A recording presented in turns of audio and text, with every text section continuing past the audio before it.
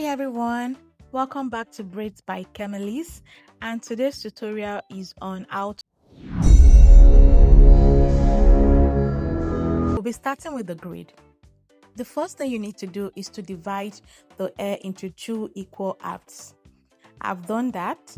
Now I would part from the tip of our hair to the middle of the hair, just as you're seeing me doing it right now. Okay, after I've gotten the desired midpoint that I want, I would then divide the front part into 2 of about 4 to 5 inches each, depending on the radius of your client's head. Okay, once I've done this, I will go to the back and section from the same point where I created the pattern in front to the back middle part of our hair. Okay, this will give me what I'll have at the back, and from the nape of our neck to that point is about 5 inches too. You can just work with what you have depending on your client's head radius and fullness. Then I would divide the remaining middle chunk into 2, tracing it from what I have in front and then getting the middle part of the length of what that is. I'm using length and inches in this video to make it detailed, and if it's not detailed enough, watch out for a tutorial I'll be posting soon where all I will do is show you how to do grids using mannequin. So if you are yet to subscribe, please do so and turn on the notification bell, because there are a lot of interesting things coming your way very soon. After you've gotten the right side, what I do is just to replicate it on the left side. And the left side goes by is faster because you already established the grid on the other side. A few things I would like you to note is that you need to take time. The grid pattern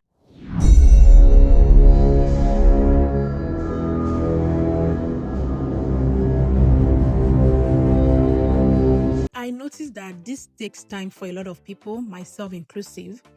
To save time, what I do is just to go ahead with the grid as much as I can.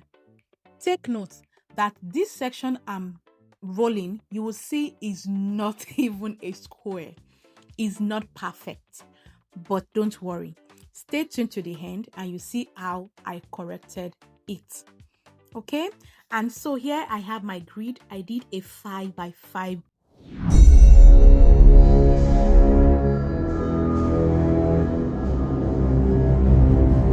Horizontally, I use my measuring tool. I created this tool myself. It has the sizes, different sizes for locks. So when I get a client, after we've had the conversation regarding what's best for your hair, I would then use this tool.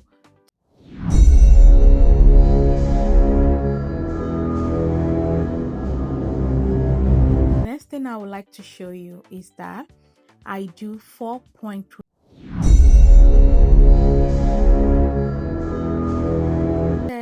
I would use my hand. I find that is faster. I know this is quite fast. I would show you the slow motion shortly, after which I would then use the crochet to repeat the same thing for the 4-point rotation. For the first section of the hair, this is what I have. Guess how many locks we have here? About 40 something locks. Okay, and I like to roll them this way. It's not a must, but for picture's sake, to show the explanation for visual, it's good. And also, if your client wants to have curls when they are done. Now let me show you how I correct grids that are not perfectly straight. I will use this measuring tool to measure both ends and make sure it is the size I intend to do. This keeps my line straight, okay? And then I go a step further to measure each individual lock to be that same size. That way I'm creating a perfect square that is uniform all round. That's what I do when clients want their locks to be the same size all through. Another way prioritizes styling. So if you want to be able to style your hair in straight lines as if you have cornrows, this square method might not work. Hopefully I will have a client that wants that kind of feel, and then I'll be able to show you how it's done. Now I want to show you how to do 4-point rotation. Now our hair is so long. Yeah, super long. And this is day 1. We used 1 day anyway, not 2 days. However, we finished around 2 or 3 a.m. I'm not sure anymore. But what I do here is that I will go in from 12 p.m. That's what I just did. Now I'm doing 9 p.m., 6 p.m., 3 p.m., 12 p.m., 9 p.m., 6 p.m., 3 p.m., and then I continue that way. You need to make sure that when you're doing each rotation, you pull to the end, like to the tip, so that you don't create gaps while doing the interlocking method. That's what this is called, interlocking method. If you're just doing the rotation and you're trying to be fast to save time without pulling to the tip, the locks are not going to form well. She's going to have holes in her locks, and you don't want that. So try to do your best to make sure that the interlocks are like packed closely packed, no gap at all. Okay, once I've gotten close to the base, when my fingers cannot go in anymore, I would then switch to using the crochet pin. With the crochet pin, I'll still do the same rotation, which is 12, 9, 6, 3, or if you are doing it the other way around, it will be 12, 3, 6, 9. Okay, with the crochet I do 12, 3, 6, 9, I think. yeah, so 9. Okay, I just followed the same rotation as earlier for uniformity's sake. Okay, so this is how to do the interlocking method.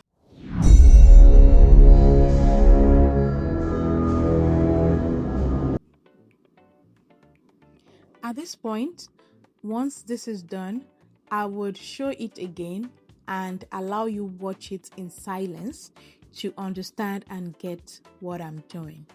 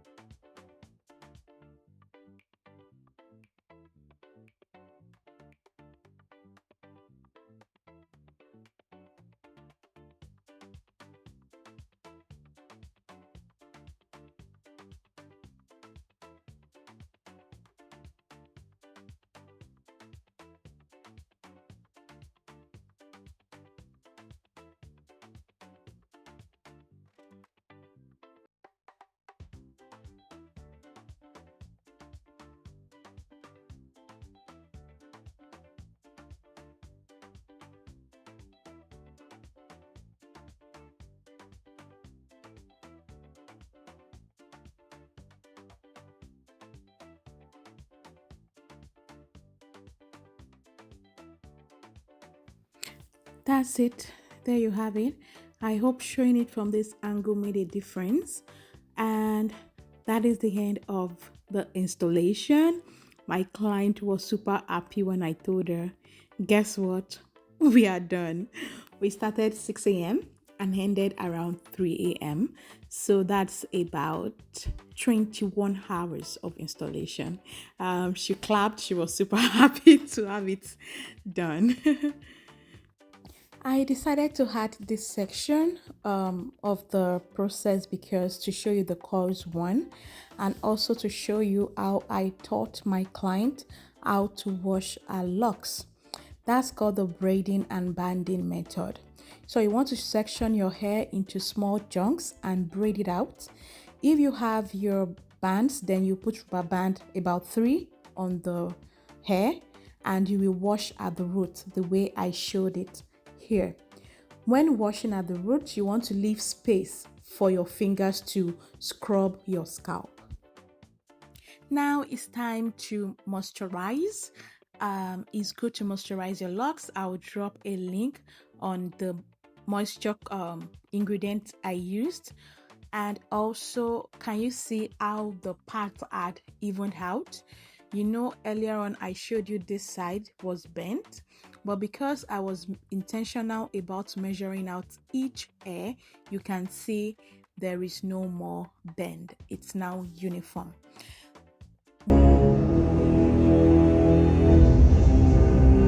The style in 2 inward braids.